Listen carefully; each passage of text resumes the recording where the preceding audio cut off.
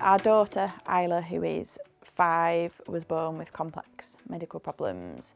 We were told when she was born that they would get better, but unfortunately things got worse and more problems cropped up. Isla is tube fed. She spends a lot of time in hospital. She's on a lot of medications.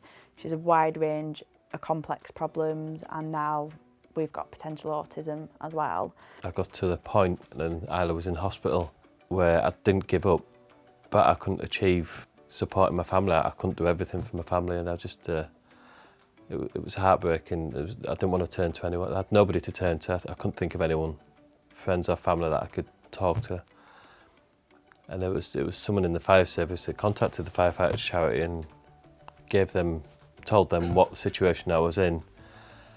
Because I wouldn't have phoned them myself. I honestly wouldn't have thought of phoning the Firefighters charity for help.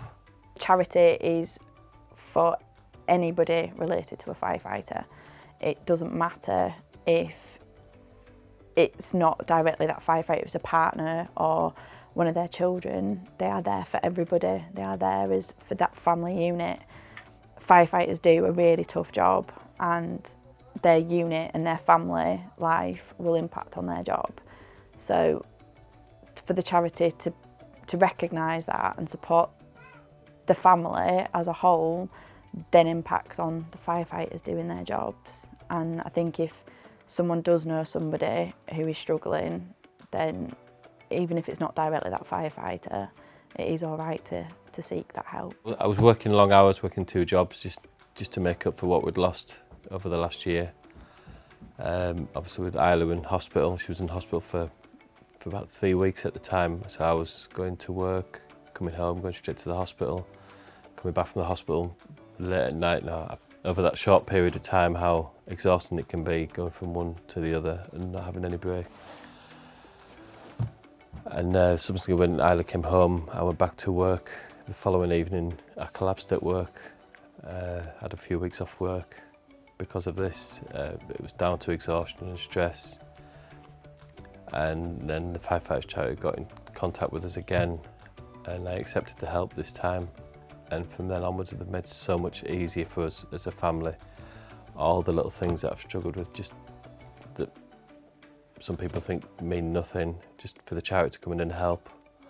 It's taken such a pressure off, and subsequently we can have a normal life as a family again now.